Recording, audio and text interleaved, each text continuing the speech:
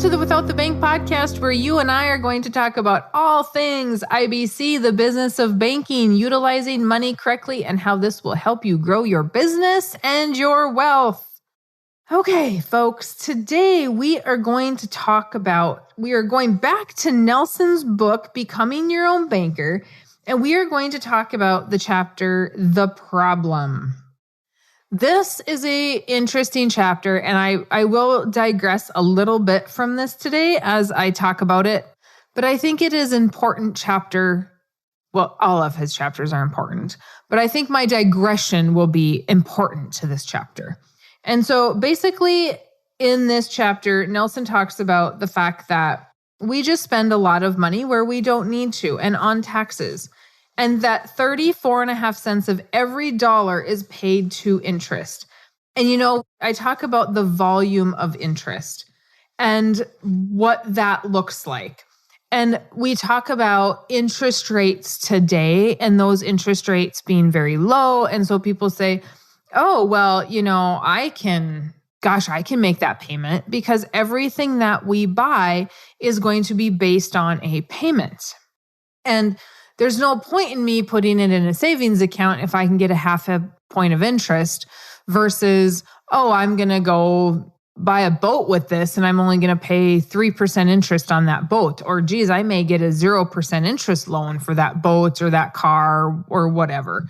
And if we look at how much interest is actually leaving our accounts. Now, I talked about this in one of my previous podcasts, and I do believe it was on my Farming Without the Bank podcast, that as a volume of interest, we look at, what are we paying on a mortgage? Well, I only want a 15-year note on that mortgage because if I have a 30, I'm going to basically double what I paid for my house. So there we look at the volume of interest. But we do not look at the volume of interest on a boat or a camper or whatever a short-term note is because we think, well, it's not that much. It's only a car note. It's only 5 years. So it's not that much interest. But every single thing that we do, if we have payments on all those things and it all adds up to 34.5% of every dollar, that means 34 cents of every dollar goes to interest. 34 cents. The rest of it, you get to buy things with. If you could lend your money and make a 34% rate of return, would you be pretty happy about that? Oh, I would think you would. I would be ecstatic. That's what the banks are making. They're actually making more than that, but if you just use easy numbers, you are losing the ability to make money because you've given it to the bank in interest. You didn't even get that interest yourself. What if you paid yourself 34.5%? Keeping interest rates low means more people will go buy stuff. And that is what is creating all this national debt we have. We have more debt right now than we've ever had in this country. And the reason why is because it's so cheap, we can hardly afford not to buy it. Oh, I can get a brand new car. I can lease that car. I can drive a brand new vehicle for almost nothing. Have you guys ever noticed? Well, you're driving around. Well, I'm driving around in my city. I look and go, man, I rarely see a car from the 70s. I rarely see a 1980s Oldsmobile, right? I mean, it is rare to see an old car, like driving because somebody is needing to drive the car. That's what I mean. What I see is almost all brand new vehicles driving around. I mean, I don't see these boats anywhere. When I was a kid, we had a Cadillac. That sucker was the biggest boat ever. That was when small cars were making his big debut. Nope, not us. My dad went and bought the biggest dang car he could find. And I don't see those cars on the road. I actually seen one. Oh, I saw one a couple weeks ago. I was like, whoa, look at that old Oldsmobile. And I'm kind of a car nerd.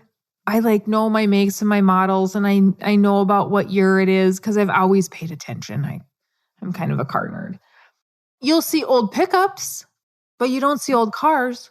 Doesn't mean they're not running, right? Gas mileage is no big deal. If gas mileage was an issue, then you wouldn't be seeing 70s and 80s Chevys. But nope, you see those everywhere, but not old cars, because it's so easy to go buy a new one. It's so affordable to buy a new one. It's not a big deal. But what if we took all the interest we paid on all of those vehicles through our lifetime and looked at it like we do our mortgage? Then maybe it would be a big deal. And if we added it to the interest of our mortgage, then would it be a big deal? And we took it and said, what could have we done with it? Then would it be a big deal? The problem, as Nelson talks about, is that we live on payments. We think that we need to have something new. We don't look at the volume of what is leaving our account. It's kind of like taxes, right? We say, oh, well, we're in a 20% tax bracket, or we're in a, 30% tax bracket. Are you? That's the bracket you're in for federal and state. But what are you paying throughout the year in Medicare, in Social Security, in property taxes, in taxes on food, taxes on gas, taxes on clothing?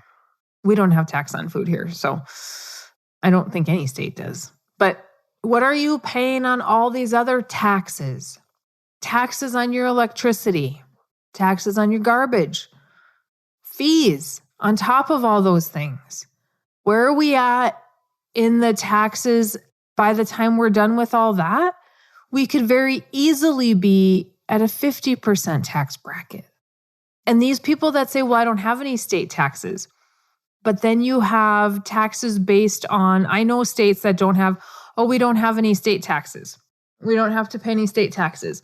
But then we have to pay taxes on the value of the things in our house every single year. So if I have a couch that I've had for 25 years, I still have to pay taxes on that. Well, I would have rather paid taxes the day I bought it, I guess. Because if taxes go up, now I'm paying more taxes on things I own. That doesn't even make any sense. Between taxes and interest, it's leaving us with almost nothing. How can we get some of that interest back in our pocket? Through the infinite banking concept, through buying a life insurance policy where when we borrow against the cash value, our money never leaves the account. It continues to earn us interest and dividends. So it's keeping up with the problem of outside spending if that's what we're doing. This isn't earth-shattering information because we all know it. We just all haven't thought about it in that aspect. Even as I was talking to my peers about this and saying, we don't care about the volume of interest on a short-term note. We only look at it on a home. Even they said, oh, yeah. I mean, that's what made the switch in my head is when I thought, well, we think about it on our house. And everybody says, well, Mary Jo, I want to pay my mortgage off. I want to pay it off. I want to pay it off. I want to get it paid off. Everybody's in such a hurry to get that paid off, but they're never in a hurry to pay off their boat or their camper or their cars. And I shouldn't use the word never. Less often, much less often, are those people concerned about that. It's pretty rare for me to have somebody concerned about a car. It's happened a couple of times in 11 years, but it's happened. That's how rare it is. So think about everything you're doing. What is the interest you're paying to the credit card companies? What does that look like in a year? How much of your dollar is going to interest? Do you want to redirect some of those dollars so that they're staying in your pocket, you're able to use them, you're able to create wealth and cash flow off of them? That is the goal, is to have this money liquid in your life insurance policy so you can go do those things. The objective is not to use the life insurance policy as a savings account. That's what a savings account is for. Would it be better than a savings account? Yes. but it's liquid. You get to use it and it grows. At the same time, it never stops growing. Why not use it? Create cash flow with it. Now you created wealth. Okay, folks, that is the problem. That is the beginning of his book. That is the problem. If you have not gotten Life Without the Bank or Becoming Your Own Banker, go do that now at withoutthebank.com. You can go grab both of those books as a bundle. You can grab just one of those if you want. I have had people tell me, Nelson's book is a little more difficult to read if you're really new to finance stuff. So then you might want to just grab Life Without the Bank, or at least read that first if you get the bundle, and then go into Becoming Your Own Banker. Either way, Becoming Your Own Banker should be in your library. If you don't have one, start one. You will love it. I guarantee you. I cannot tell you how many people over the last several years have said, Mary Jo, I never read a book until I read yours, and now I'm reading all the time. Reading is awesome. I also have Life Without the Bank on audio. If you are one that is driving to and from work a lot every day, you can listen to that on audio. So go to withoutthebank.com, grab it there. If you need anything from me, comments, concerns, topics you want to hear me talk about, you can email me, maryjo@withoutthebank.com, and I am happy to answer those for you. Okay, you guys, you have a fantastic week, and I will talk to you next week.